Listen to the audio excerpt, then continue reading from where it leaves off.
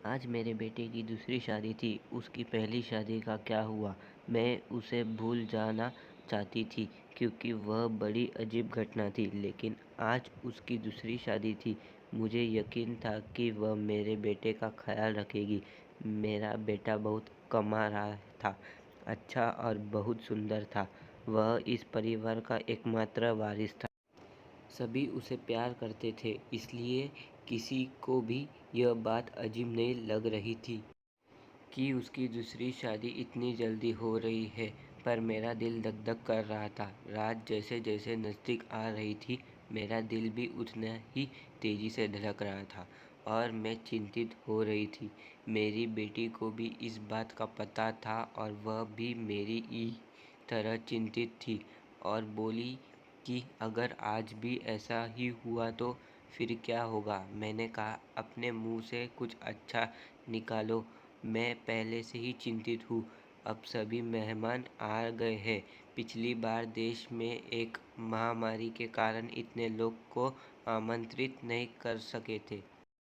लेकिन इस शादी में सभी रिश्तेदार बहुत उत्साह के साथ आए थे, इसलिए लोग पिछली शादी के बारे में ज़्यादा नहीं जानते थे और यह भी नहीं जानते थे कि ऐसा क्या हुआ कि उन्होंने फिर से शादी करनी पड़ी।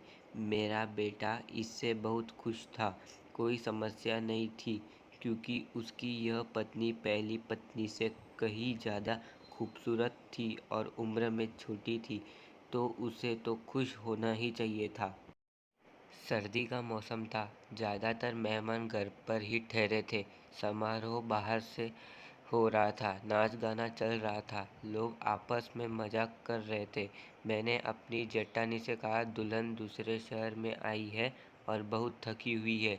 मुझे लगता है उसे दुल्हन की कमरे में नहीं भेजना चाहिए। मेरी जेठानी ने कहा, तुम्हें क्या हो गया? उनकी अभी भी शादी हुई है और तुम हो कि उनकी रात खराब करना चाहती हो।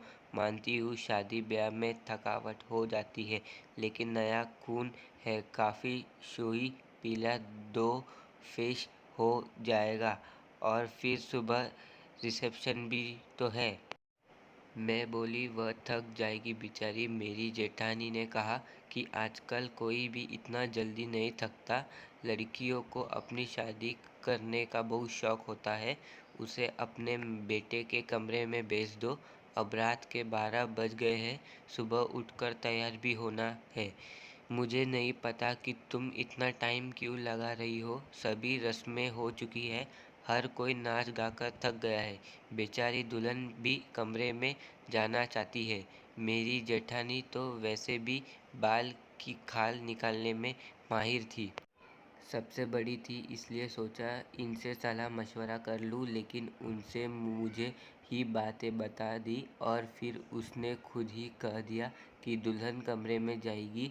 दुल्हन को कमरे में ले जाया गया। बाकी सब को कमरे से निकाल कर मैं थोड़ी देर दुल्हन के पास ही बैठ गई। मैंने कहा, बेटी, तुम अपने परिवार में से सबसे बड़ी हो। तुम बहुत धैर्यवान लड़की हो, इसलिए मैं तुम्हें पसंद करती हूँ। देखो बेटी, जब शादी होती है तो कुछ चीज़ें ऐसी होती है जो हमें पसंद नहीं आती है, लेकिन मेरी बच्ची, तुम थोड़ा सब्र करना। उसने कहा कि मुझे समझ नहीं आ रहा है कि आप क्या कही है। मैंने कहा कि अगर मेरा बेटा कुछ उल्टी सीधी बात करता है तो उसकी बातों पर ध्यान मत देना। कमरे की बात कमरे में ही रखना। सुबह मुझे बता देना। मैं तुम्हारी प्रॉब्लम को सुलझाने की कोशिश करूँगी। मेरी बात सुनकर थोड़ा घबरा गई थी कि मैं किस विषय पर बात कर रही हूँ। वह थोड़ा घबराई हुई थी, लेकिन उसने कहा, ठीक है, मैं पूरी कोशिश करूँगी। अब इस घर की इज्जत भी मेरी इज्जत है। मैं दुल्हन का हाथ थपथपाकर बाहर आ गई। सब अपने-अपने बिस्तर पर सोने चले गए थे। घर में बहुत सन्नाटा था क्योंकि सब बहुत थके हुए थे, इसलिए सब सो चुके थे। जाड़े की रात वैसे भी शांत होती है, लेकिन मैं सो नहीं पा रही थी। बहुत देर बाद आखिरकार मैंने सोने चली ही गई, लेकिन मेरी आँख में नींद नहीं आ गई थी और मेरी आँख बार-बार देख रही थी घड़ी की ओर। काश सुबह जल्दी होती तो मेरी सारी चिंताएं खत्म हो जाती। लेकिन जैसे ही 2:30 बजे मैंने एक ज़ोर सी चीख सुनी और उसके बाद ही मुझे पता चला कि अब क्या होने वाला है। उसके बाद बार-बार चीखें शुरू हो गई। यह एक लड़की की चीखने की आवाज़ थी और वह लड़की कौन हो सकती है मैं अच्छी तरह जानती थी। सभी मेहमान भी धीरे-धीरे उठने लगे। अचानक मेरे बेटे के कमरे का दरवाज़ा खुला और मेरी बहू पागलों की तरह चीखती हुई बाहर भागी। उसे पता ही नहीं चला कि उसके पास तो दुपट्टा भी नहीं है। अस्त-व्यस्त कपड़ों में बाहर भागती हुई आई थी। वह घर से बाहर भाग जाना चाहती थी। जब कुछ औरतों ने उसे पकड़ लिया और कहा, बेटा क्या हो गया? सब उसका संभालने लगे, लेकिन वह बेहोश हो गई थी। जब कोई बेहोश होता है तो उस पास पानी के छींटे वगैरह मारते जाते थे, लेकिन मेरी बहू तो पानी की छींटे मारने पर होश भी नहीं आ रहा था। उसकी पूरी शरीर ठंडा पड़ गया था। उसे फ़ौरन अस्पताल ले जाया गया। उसे अस्पताल ले जाना नहीं चाहती थी क्योंकि फिर से वही तमाशा बन जाता, लेकिन और कोई चारा नहीं था। बेचारी बच्ची किसी भी तरह होश में नहीं आ रही थी। उसके माँ-बाप को भी बुला लिया। उन्होंने भी एक दूसरे के कानों में बातें करनी शुरू कर दी थी। पता नहीं हमारी बेटी को क्या हो गया है, पता नहीं उसके साथ क्या सलूक किया गया है। वह सब लोग मुझे अजीब सी नज़रों से देख रहे थे। सवाल ही सवाल हर तरफ थे और मैं बेचारी परेशान सी अस्पताल में घूम रही थी। मैंने घर आकर अपने बेटे से पूछना चाहा कि अब उसने क्या किया है, तो वह कमरे में ही नहीं था। उसका फ़ोन भी बंद था। कमरे की हालत बिल्कुल नॉर्मल नहीं थी। कोई भी ऐसी हरकत नहीं लग रही थी कि कोई चीज़ टूटी होती है या उसने अपनी बीवी पर हाथ उठाया होता। लोगों के सवालों से बचने के लिए शायद मेरा बेटा अरविंद कहीं चला गया था।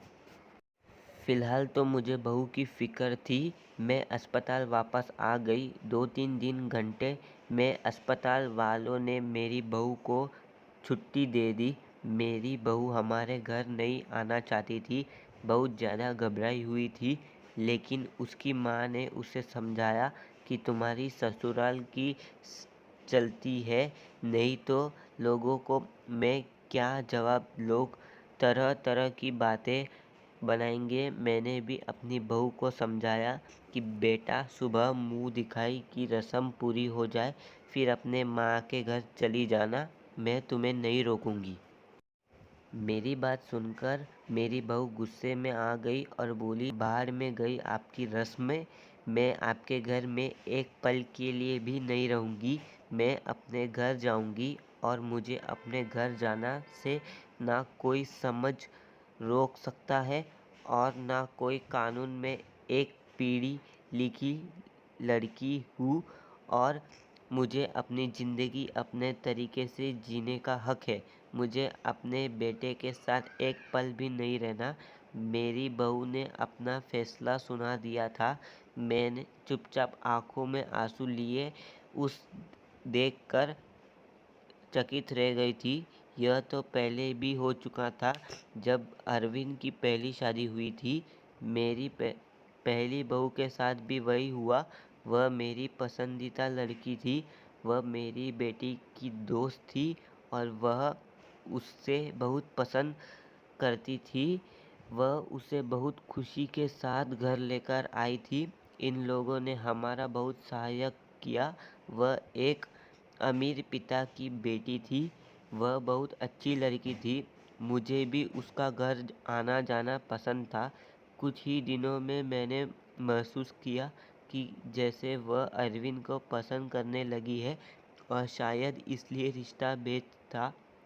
लेकिन शादी के बाद उसके साथ भी ऐसा ही हुआ।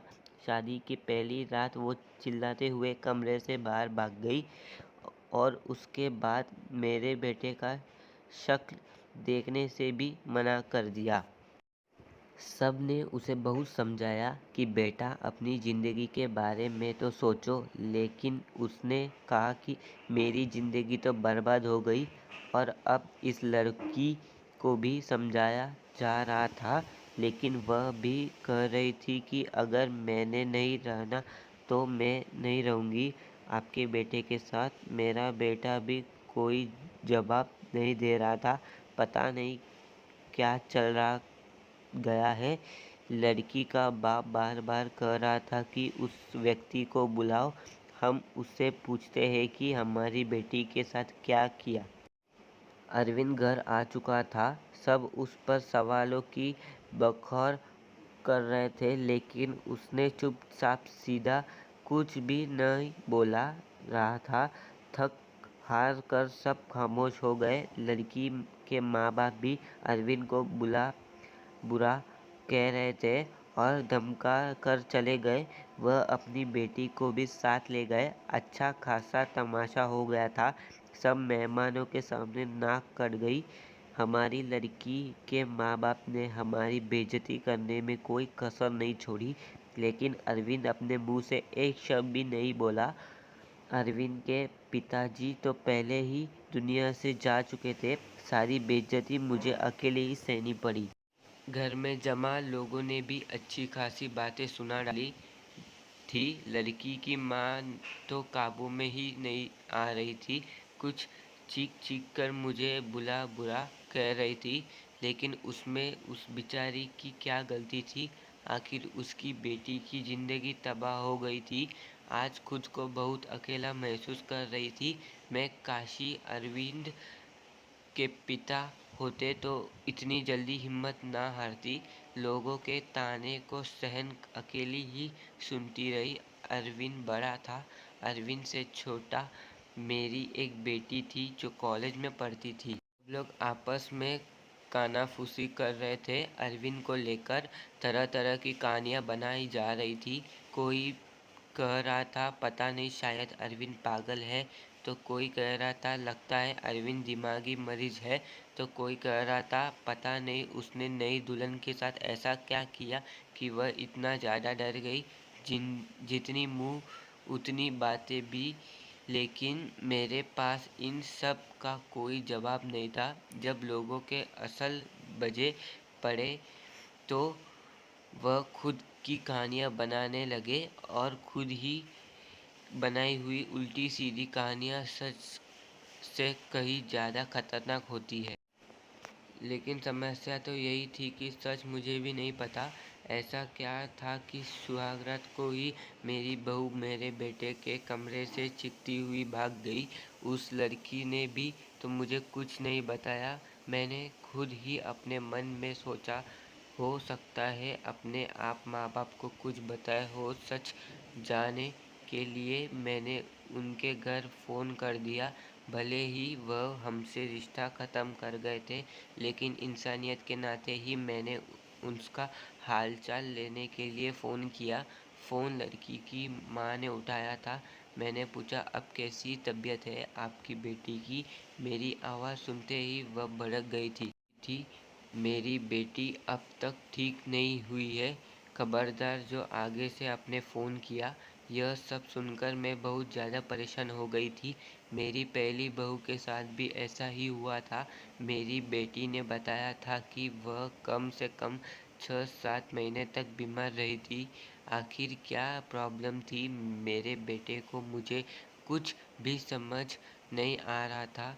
क्या कमी थी। उसकी पत्नियां उससे डर कर भाग जाती थी। अरविंद की बात करूँ तो अरविंद बहुत ही सीधा साधा सा बच्चा था। बचपन से ही कम बोलने वाला था, लेकिन उसके अंदर कोई भी हरकत ऐसी नहीं थी जो अब नॉर्मल होती। अरविंद मेरी पहली संतान थी। हमने उसे बहुत ही लाड़ प्यार से पाला था, लेकिन हमारी इतनी लाड़ प्यार देने से भी बिगड़ा नहीं था। हाँ, उसे अपनी सुंदरता पर घमंड ज़रूर था। वह कहता था मेरी खूबसूरती और स्मार्टनेस के आगे सब पानी भरते हैं। उसको पहनने उड़ने का बहुत शौक था। अच्छी अच्छी ब्रांड चीज़ें पहनता, पढ़ाई में भी अच्छा था, नौकरी भी टाइम से कर ली थी। अपनी बहन के लिए एक जिम्मेदारी भाई था। अपनी बहन श्रुति को कॉलेज लेकर जाता था और वापस लेकर आता था। घर में खर्च के लिए पैसे भी देता था।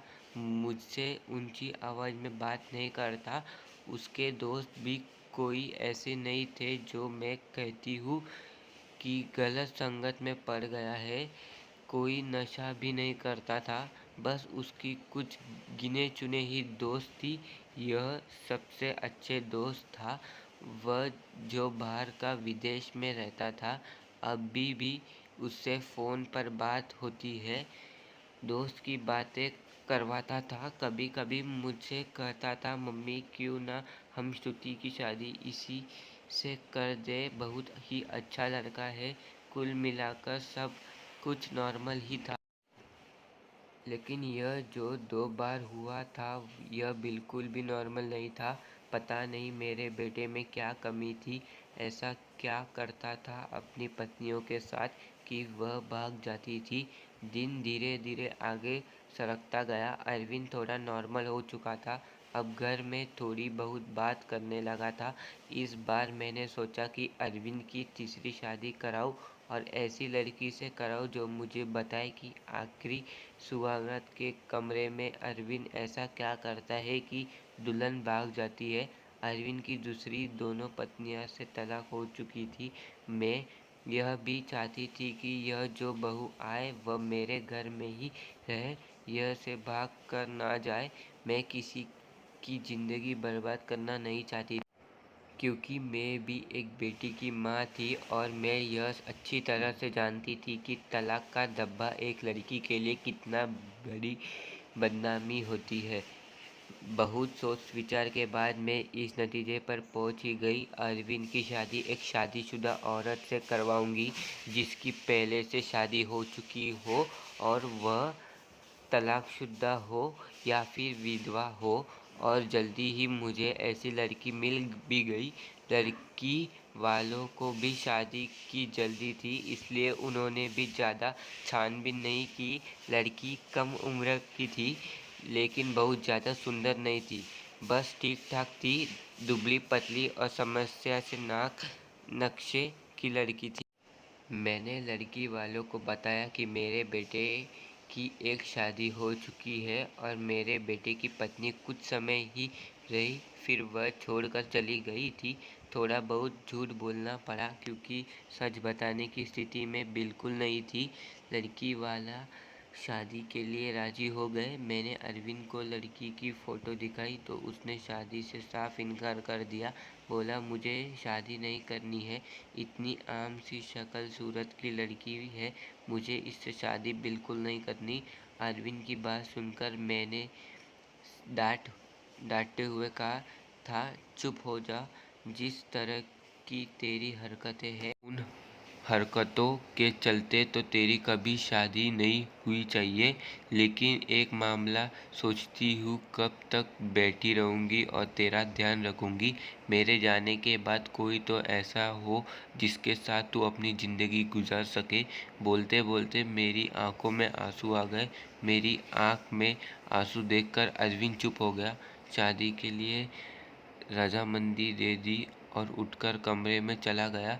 कहीं ना कहीं अरविंद के दिल में चोर जरूर था। वह मुझसे नजरें चुरा रहा था।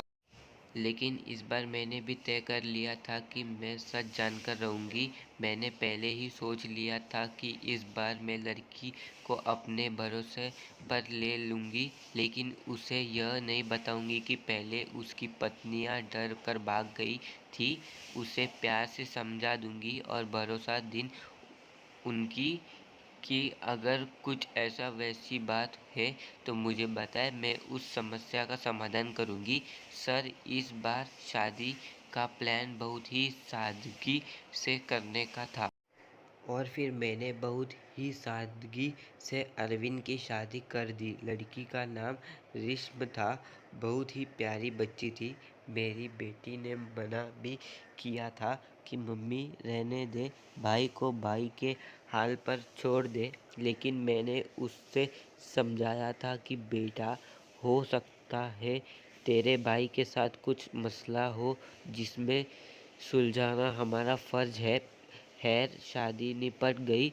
इस बार मैंने ज़्यादा मेहमानों को नहीं बुलाया था। घर में कुछ ही मेहमान थे जो मेरे रिश्ते नहीं, बल्कि मेरे कुछ जानने वाले में कुछ सहेलियां वगैरह थे और उनके परिवार वाले थे। रश्मि को मैं अरविंद के कमरे में ले गई। उसे बेड पर बिठाते हुए मैंने रश्मि का हाथ अपने हाथों में लिया और उसे हलवे से दबाते हुए बोली, रश्मि बेटा, तुमसे बहुत ही ज़रूरी बात करनी है। बहुत ही ध्यान से मेरी बात सुनो। रश्मि आश्चर्य से मुझे देखने लगी कि भला ऐसी कौन सी ज़रूरी बात है जो अब भी करनी है। मैंने रश्मि को समझाते हुए कहा, बेटा, अरविंद ने शादी के लिए राजी नहीं था, बहुत ही मुश्किल से मनाया, उससे शादी के लिए तैयार किया है। हो सकता है मेरा बेटा कुछ अजीबोगरीब हरकतें करे, हो सकता है तुम्हें डराने की कोशिश करे जिससे कि तुमसे छोड़कर भाग जाओ, लेकिन बेटा तुम्हें डरना नहीं है। जो भी हो तुम सब कुछ मुझे बता देना। बस मैं तुम्हें उसके डराने धमकाने या उसकी बातों में आने की ज़रूरत नहीं है। रश्मि ने मेरी बातों को सुनकर हाँ में सर हिला दिया था। मेरी थोड़ी ठंडी संतुष्ट हो थी और रश्मि को आराम करने का बोल कर बाहर आ गई। मैं अपने कमरे में नहीं गई, वह हर हाल में ही सोफे पर लेट गई। श्रुति को मैंने उसके कमरे में भेज दिया कि तुम जाओ, सो जाओ, बहुत रात हो चुकी है। श्रुति कमरे में जा चुकी थी, लेकिन जाते जाते उसने कहा था कि मम्मी जी, आप जो भी कर रही है गलत कर रही है। आप भी हर समस्या का हल सिर्फ शादी की समझती है।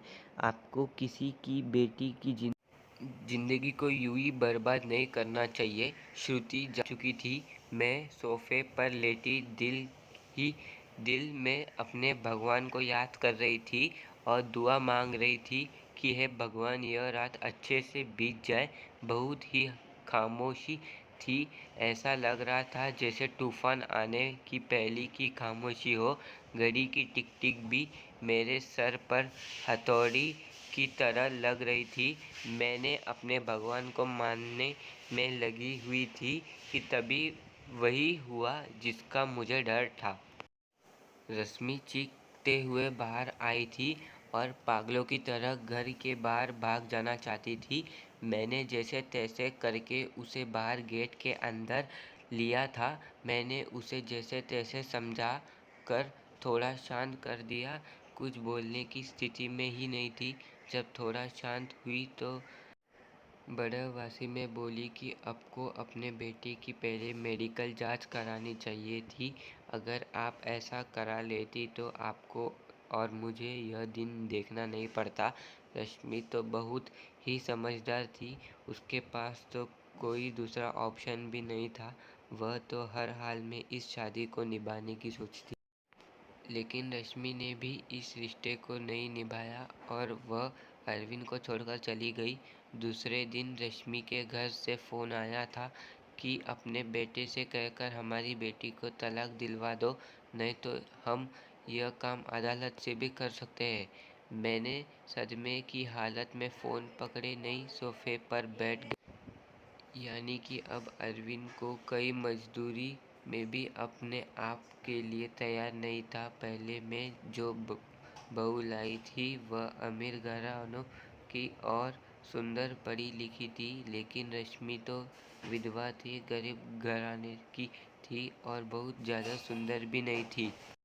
रश्मि को मैंने पहले ही सब कुछ समझा भी दिया था, तभी तो इतना ज़्यादा बहसवास हो गई थी। आखिर ऐसी क्या कमी थी मेरे बेटे में? हम जो जेवरात दुल्हन को देते थे दुल्हन के घर वाले शादी के दूसरे दिन ही वापस कर देते थे। मैं तो दहेज भी नहीं लेती थी। फिर आखिर ऐसा किया था कि ऐसे खूबसूरत पढ़े लिखे और अमीर लड़के को छोड़कर भी लड़कियां भाग जाती थी। मेरा दिमाग सोच सोच कर फटा जा रहा था। कैसे पता चल लगाऊं, कैसे, आखिर बात क्या है। अरविंद भी अपने मुंह से कुछ कहने को तैयार नहीं था। जब भी इस बारे में कुछ बात करने की कोशिश करती थी, वह उठकर बाहर चला जाता था, मुझे बात करने का मौका ही नहीं देता। लेकिन अब मैं हर वक्त अरविंद पर नज़र रखने लगी थी, उसकी एक एक हरकत पर ध्यान देती। शायद कुछ तो ऐसा सबूत मिले जिससे मैं सुराग लगा सकूं, सच जानना सकूं कि आखिर सच्चाई क्या है। लेकिन उसके हाव भाव से कभी ऐसा लगा ही नहीं कि उसमें कुछ अब नॉर्मल भी है। एकदम नॉर्मल लड़कों की तरह था, जैसे और लड़के होते हैं। मुझे कोई भी रास्ता सुनाई नहीं दे रहा था। एक दिन तक तंग आकर मैंने अरविंद के दोस्त को फ़ोन लगाया। उसकी विदेश में रहने वाली दोस्त को मैंने यह पूछा, नितिन, तुम अरविंद के इकलौते दोस्त हो जिससे अरविंद अपने दिल की सारी बात करता था। मुझे अरविंद के बारे में कुछ बताओ। उसने अपने जीवन के बारे में तुम्हें ज़रूरत कुछ ना कुछ तो बताया ही होगा। लेकिन यह सुनकर तो मैं हैरान हो गई थी। उसने अपने दोस्त को अपने बारे में कुछ भी नहीं बताया था, और बस यही बात मुझे बहुत अजीब लगी। क्या उसने अपने दोस्त को नहीं बताया कि मैंने 3 बार शादी की है और मेरी 3 पत्नियां मुझे छोड़कर भाग गई है?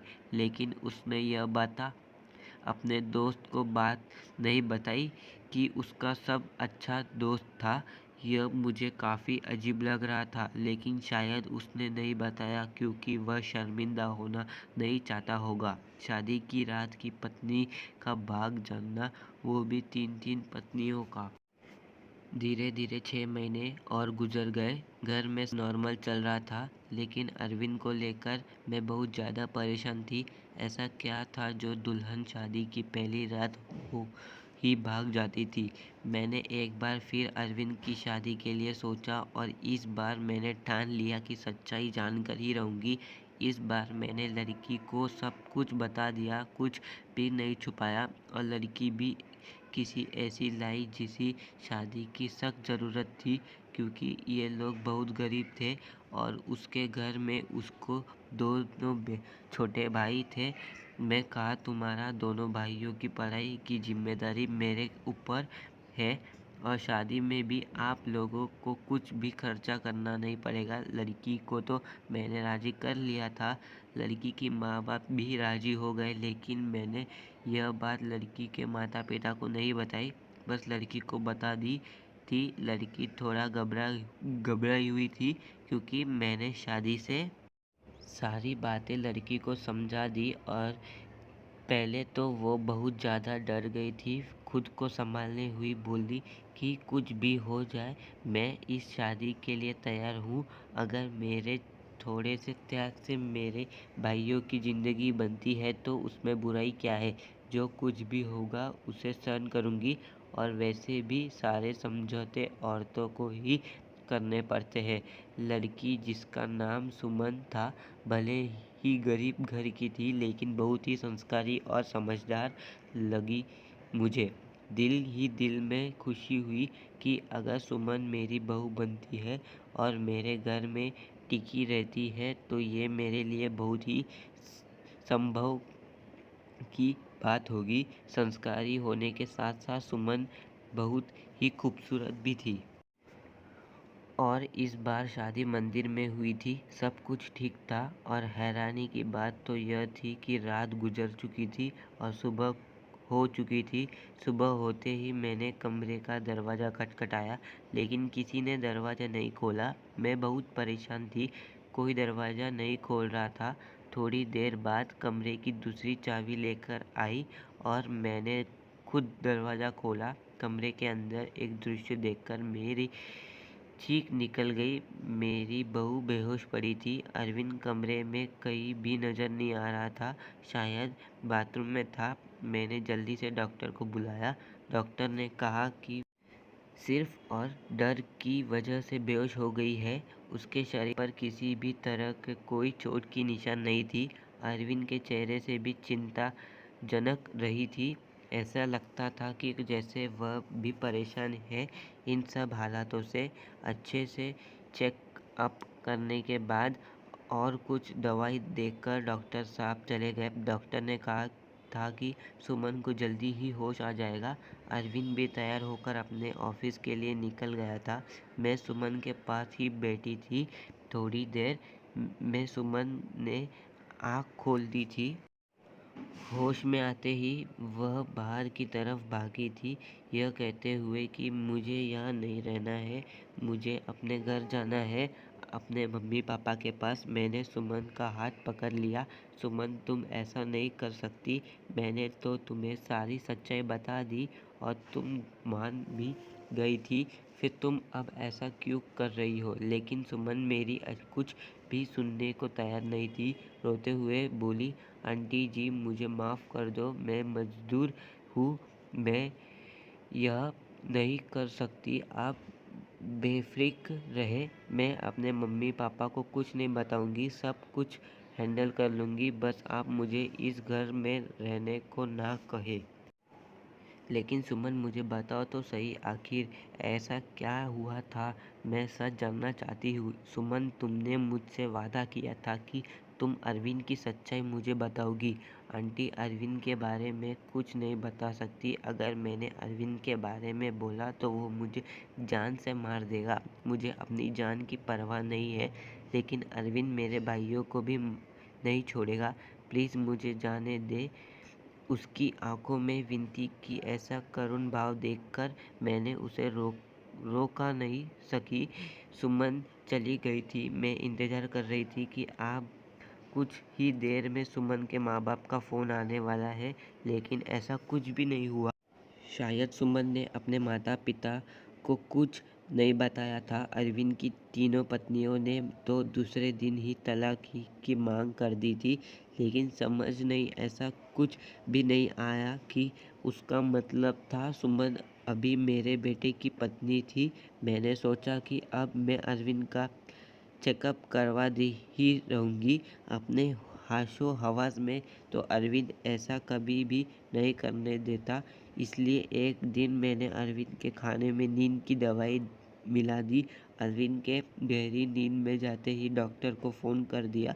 डॉक्टर ने अरविंद के कुछ सैंपल लिए और ये बोलकर कि जैसे ही रिपोर्ट आती है मैं आपको बता दूंगा, डॉक्टर चला गया।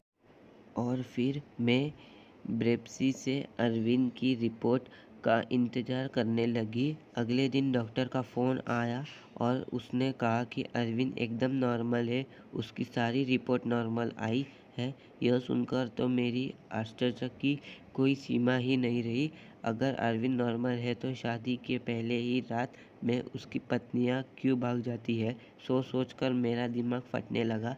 कुछ सोच कर मैं सुमन के पास गई। सुमन के माता पिता ने मेरी बहुत इज्जत की। शायद उन्होंने सच्चाई का पता नहीं लगाया था। उन्होंने लगता था कि उनकी बेटी को घर ले जाने के लिए आई हूँ। मुझे देखते ही सुमन डर गई थी। वह हम लोगों के साथ ज़्यादा नहीं बैठी और अंदर कमरे में चली गई। मैं भी सुमन की पीछे पीछे उसके कमरे में आ गई। मुझे देखते ही सुमन बोली, आंटी जी, मैंने आपको पहले भी कहा था कि मैं आपके घर में नहीं रह सकती, फिर आप मुझे लेने क्यों आई है? मैं सुमन को बहुत ही प्यार से अपने पास बिठाया और उसके साथ हाथ जोड़ते हुए बोली, सुमन, मेरी उम्मीद की आखिर किरण अब तुम ही हो। तुम ही मुझे बता सकती हो कि आखिर मेरे बेटे में क्या कमी है। एक मजदूर माँ तुमसे हाथ जोड़कर विनती करती है, प्लीज़ मना मत करना। मेरी आंखों में आंसू और मेरे जुड़े हुए हाथ लेकर सुमन ने मेरे हाथों को थाम लिया और बोली, आंटी जी, मैं मजदूर हूँ, प्लीज़ आप मेरे सामने हाथ मत जोड़े। जब सुमन किसी तरह सच्चाई बताने के लिए राजी नहीं हुई तो फिर मैंने सुमन से कहा, ठीक है, तुम अपने मुंह से कुछ मत बताओ, मैं खुद अपनी आंखों से देख लूँगी। लेकिन तुम मेरी मदद तो कर सकती हो ना? तुम आज रात के लिए मेरे बेटे के कमरे में फिर से रुक जाओ, मैं सारी सच्चाई अपने आँख से देख लूँगी। पहले तो सुमन डरती रही, लेकिन मेरे बहू समझाने पर मैं तुम्हारे साथ रहूँगी, तुम्हें कुछ नहीं होगा, वह मान गई थी। मैं सुमन को अपने घर ले आई। समझ के माता पिता से बहुत ही खुश से अपनी बेटी को विदा किया था। एक बार फिर से सुमन को दुल्हन बनाकर मैंने अरविंद के कमरे में बैठा दिया। अरविंद को मैंने पहले ही फ़ोन कर दिया था कि सुमन घर आ गई है, तुम भी ऑफिस से जल्दी आ जाना। आज मैं घर पर नहीं मिलूँगी, तुम्हारी मौसी की तबीयत खराब है, वह जा रही हूँ और रात भर वहीं रहूँगी। मेरी बात सुनकर अरविंद ने सिर्फ हाँ में जवाब दिया था और फ़ोन काट दिया था। मैं अरविंद के कमरे में बैठ गई। आज सब कुछ मैं अपनी आंखों से देख लेना चाहती थी। कुछ ही देर में दरवाज़ा खुला था और अंदर कमरे में अरविंद दाखिल हुआ। उसने एक नज़र सजी सवरी बैठी सुमन पर डाली थी और बिना कुछ कहे बाथरूम में घुस गया था। सुमन डरी सहमी सी बैठी थी, जैसी अभी उठकर भाग जाएगी। मैं भी सांस रोके आने वाले सिचुएशन के लिए खुद को तैयार कर रही थी कि तभी अचानक बाथरूम से एक औरत की चीखने की आवाज़ आने लगी। आवाज़ सुनते ही सुमन बेड में से उतरकर नीचे खड़ी हो गई। डर से वो थर-थर काँपने लगी। मैं भी हक्का-बक्का से खड़ी हो गई। अंदर तो अरविंद गया था, फिर ये औरत की आवाज़ क्यों? तभी अरविंद बाहर निकला और अरविंद को देखते ही मैं बेहोश होते बची। उसने अपने हुलिया एकदम से बदल लिए थे और औरतों जैसे कपड़े पहने हुए थे।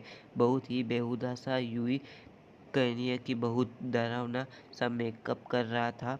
आंखों में जैसे खून उतरा हुआ था।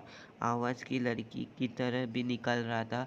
तुमसे मैंने मना किया था ज़िंदगी में दोबारा आने के लिए, मेरी बात नहीं मानी, अब तुम अपने मौत की जिम्मेदार खुद होगी।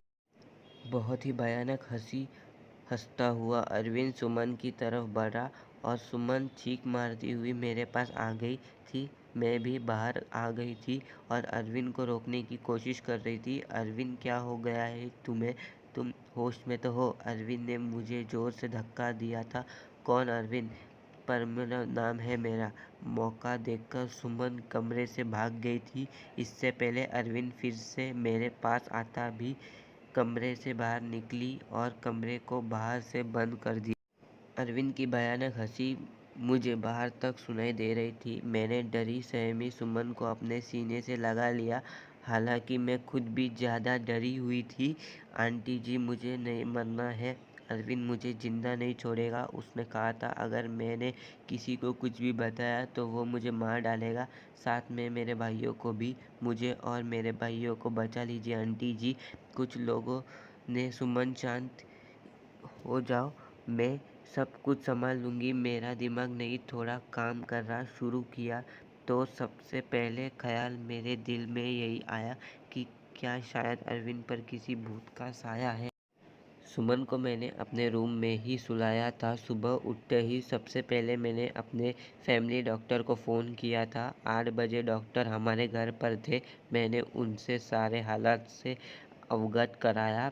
साथ में ही डॉक्टर से यह भी कहा कि मुझे लगता है अरविंद पर किसी भूत का साया है। मेरी बात सुनकर डॉक्टर ने कहा था मुझे नहीं लगता यह किसी भूत का साया है, मुझे तो अरविंद एक दिमाग मरीज लगता है। उससे पर पागलपन के दौर पड़ते हैं। ऐसे मरीज किसी मूवी या किसी कहानी में डूब जाते हैं और उसी की कैरेक्टर में खुद को उतार लेते हैं। लेकिन आप टेंशन ना लो, इस मर्ज का इलाज है अपनों में प्यार से और कुछ दवाइयाँ के जरिए मरीज ठीक हो जाता है। थोड़ा टाइम लगता है बट मरीज बिल्कुल पूरी तरह से ठीक हो जाता है। नई दुल्हन को देखकर अरविंद पर पागलपन के दौर पड़ते हैं और यह दौर अरविंद को क्या पड़ते हैं उसका सुराग उसके कमरे से ही मिलेगा। एक बार सुराग हाथ लग जाए तो उसका इलाज हम अच्छे से कर सकेंगे। डॉक्टर मुझे तसल्ली देकर चले गए थे। सुमन जाग चुकी थी। रात से थोड़ा सामान्य लग रही थी। मैंने उसे नाश्ता कराया। नाश्ता करते हुए सुमन बोली कि मुझे लगता है कि अब मुझे घर चले जाना चाहिए। सुमन के सर पर प्यार से हाथ फेरते हुए मैं बोली, सुमन बेटा, सबसे पहले तो तुम मुझे आंटी कहना बंद करो, तो मुझे मम्मी जी कहो। और दूसरे बात, अब ये तुम्हारा घर है। इतना सब कुछ अपनी आंखों से देखने के बाद भी आप यह सब कैसे कर सकती है? सुमन ने हैरानी से पूछा। मैंने तुमसे कहा, अभी डॉक्टर से मेरी बात हुई थी। अरविंद बिल्कुल ठीक हो जाएगा। बस उसे थोड़ी सी प्यार और थोड़ी सी देखभाल की ज़रूरत है, जो हम दोनों मिलकर उसे देंगे। मेरा यकीन करो, अरविंद बहुत ही अच्छा लड़का है, तुम्हें बहुत ही प्यार से रखेगा। मेरे बहुत देर तक समझाने पर और अपने माँ बाप के हालात को देखते हुए सुमन राजी हो गई। मैं बहुत ही प्यार से सुमन से कहा था, सुमन बेटा, अब तो एक बार मुझे मम्मी जी कहो। और सुमन ने मुस्कुराते हुए मुझे मम्मी जी कहा था, जिसे सुनकर मेरे दिल में ठंडक उतर गई थी। मुझे उम्मीद की किरण नज़र आई थी कि मेरा बेटा ठीक हो जाएगा, उसका भी घर बस जाएगा। 10 बजे के करीब अरविंद के दरवाजे पर खटखट की आवाज़ आई थी। मैंने कहा पर हाथों से दरवाज़ा खोला था। सुमन को मैंने अपने कमरे में भेज दिया था। अरविंद एकदम तरोताज़ा तैयार खड़ा था। मुझे देखते ही नाराज़गी से बोला, क्या मम्मी जी, मेरा दरवाज़ा बाहर से बंद किसने कर दिया? मुझे ऑफिस के लिए लेट हो रहा है। मनुष्य एकदम नॉर्मल की बात की थी। पता नहीं बेटा कैसे बंद हो गया। चलो तुम नाश्ता कर लो। मैंने उस पर कुछ भी जाहिर नहीं होने दिया। अरविंद ने नाश्ता किया और ऑफिस के लिए निकल गया। अरविंद के ऑफिस निकलते ही सबसे पहले मैंने अरविंद के कमरे में गई और उसकी तलाशी ली। मुझे ज़्यादा मेहनत नहीं करनी पड़ी। सामान ही बेड में मुझे कुछ किताबें दिखी। सुमन भी अब मेरे पास आ चुकी थी। सारी किताबें सेम थी। सब किताबों में एक ही उपन्यास था, जिसमें कोई परमिला नाम की लड़की थी। शादी की रात ही उसके पति ने उसे कमरे से धक्के देकर बाहर निकाल दिया था और अगले ही दिन दूसरी दुल्हन ने आया था। प्रेमिका धीरे धीरे दिमाग मरीज बन गई थी। दुल्हन को देखते ही उस पर दौड़ पड़ते लगते थे। अब तो किसी शादी में दुल्हन को देखती थी तो उसे मारने के लिए भागती थी। प्रमीला के ससुराल वालों ने उसे पागल घोषित कर दिया और उसके मायके भेज दिया। दुल्हनों ने को देखकर प्रमीला का पागलपन कम नहीं हुआ था और प्रमीला के कैरेक्टर में ही अरविंद ने खुद को उतार लिया था। मैंने डॉक्टर को फ़ोन करके सारी बातें बताई। डॉक्टर ने कहा कि आप लोग बिल्कुल भी ना घबराएं, मैं कुछ दवाइयाँ दूंगा और जो कि उपन्यास अरविंद पढ़ता है वह सारी किताब आप रूप से बाहर निकाल दे। धीरे धीरे प्यार से अरविंद को समझाना पड़ेगा, उसे प्रमीला के कैरेक्टर से निकालना पड़ेगा। धीरे धीरे डॉक्टर की दवाइयों से और सुमन और मेरी मेहनत से अरविंद ठीक होने लगा था। सुमन अरविंद के सामने सिंपल सी रहती थी, कोई भी बनाव श्रृंगार नहीं करती थी। अरविंद के व्यवहार में बहुत बदलाव आने लगा था। उसकी आंख में मैंने सुमन के लिए प्यार देखा था। सुमन कहीं भी जाती, अरविंद की निगाहों उसका पीछा ही नहीं छोड़ती। अरविंद का इलाज चलते आज 3 महीने हो चुके थे। सुमन ने जिस मेहनत और लगन से मेरा साथ दिया था, उसकी मैं कायल हो गई थी। कोई बहुत ही अच्छे कर्म के लिए थे जो मुझे सुमन जैसी बहू मिली। सुमन अब भी मेरे साथ मेरे कमरे में ही सोती थी, लेकिन आज मैंने सोच लिया था कि सब कुछ फाइनल हो जाना चाहिए। मुझे पूरा विश्वास है कि अब अरविंद बिल्कुल ठीक हो चुका है।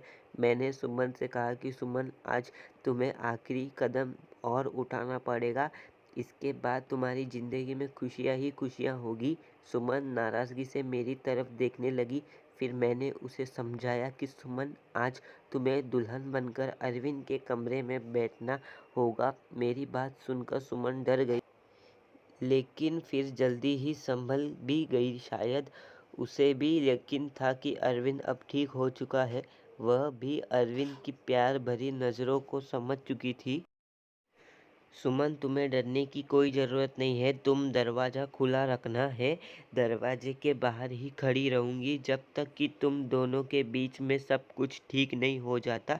जैसे ही तुम्हें कुछ गलत लगे तो फ़ौरन बाहर बाहर भाग आना। रात को अरविंद के आने से पहले ही मैंने सुमन को दुल्हन की तरह सजाया। अरविंद के बेड को भी बहुत ही खूबसूरत से सजाया था। मैंने अरविंद के आने का टाइम हो गया था। मैंने सुमन के सजे सजाए पर बेड पर बिठा दिया और बाहर आ गई। थोड़ी देर में अरविंद आ चुका था। खाना खाते हुए अरविंद की निगाह इधर उधर कुछ ढूंढ रहे थे। मैं समझ गई थी कि अरविंद किसे ढूंढ रहा है, लेकिन मैं अनजान बनी रहे। कुछ देर में अरविंद खुद ही बोलना, मम्मी, सुमन कहीं दिखाई नहीं दे रही है, क्या कहीं गई हुई है? मेरे बोलने से पहले ही श्रुति बोल पड़ी, भैया भाभी तो आपके ही। इससे पहले कि श्रुति अपनी बात पूरी करती, मैंने उसे चुप करा दिया। मैंने मुस्कुराते हुए कहा, अरविंद, तुम पहले खाना ख़त्म करो, उसके बाद अपने कमरे में जाओ तो मैं अपना सवाल का जवाब मिल जाएगा। खाना खाने के बाद अरविंद अपने कमरे में चला गया। मेरा दिल जोरों से धड़क रहा था। पता नहीं अब क्या होने वाला है। हे भगवान, सब कुछ ठीक हो। मैं भी अरविंद के पीछे पीछे चली और बाहर गेट पर ही रुक गई। मैं अंदर कान लगाकर सुनने की कोशिश कर रही थी कि अंदर सब कुछ ठीक तो है ना। खड़े खड़े मुझे काफ़ी देर हो गई थी, लेकिन अभी तक अंदर शांति थी। और कुछ ही देर में मुझे सुमन और अरविंद की सरगोशियाँ सुनाई देने लगी। प्यार में डूबी हुई सरगोशियाँ में मुस्कुराव दिए मेरे अंदर तक सुकून उतर गया। मन ही मन मैंने भगवान को धन्यवाद दिया और अपने कमरे में आत है सुकून से लेट गई। सुबह मेरी आंख देर से खुली। जल्दी जल्दी उठकर किचन की तरफ भागे तो सुमन को किचन में पहले से मौजूद पाया। मुझे देखकर सुमन के चेहरे पर मुस्कुराहट आ गई। सुमन की झुकी हुई नज़र और शर्मीली मुस्कुराहट से ही मैं पहचान गई कि सब कुछ ठीक है। मैंने प्यार से सुमन के माथे को चूमते हुए कहा, सुमन बेटा, तुम इतनी सुबह किचन में क्या कर रही हो? सुमन थोड़ा शर्माते हुए बोली, मम्मी जी, वह अरविंद को कॉफ़ी चाहिए थी, वही बना रही थी। सुमन को कॉफ़ी बनाता छोड़कर मैंने बाहर हॉल में आई सोफे पर बैठे कर मैंने अपनी आँख बंद कर ली। आज मेरे अरविंद के और सुमन के जीवन में खुशियाँ ही खुशियाँ। भगवान मेरे परिवार को किसी की नज़र ना लगे। ये वीडियो आपको कैसा लगा मुझे कमेंट सेक्शन में बताइए। यह कहानी सुनने के लिए धन्यवाद। कहानी आपको अच्छी लगी तो चैनल को सब्सक्राइब कीजिए। मुझे कमेंट सेक्शन में बताइए कि कहानी आपको कैसी लगी। अच्छी लगी हो तो वीडियो को लाइक कीजिए, चैनल को सब्सक्राइब कीजिए। और हाँ, अपने दोस्तों को, अपने मनपसंद बहनों को ये स्टोरी शेयर कीजिए। Thanks for watching. Bye bye. शुक्रिया।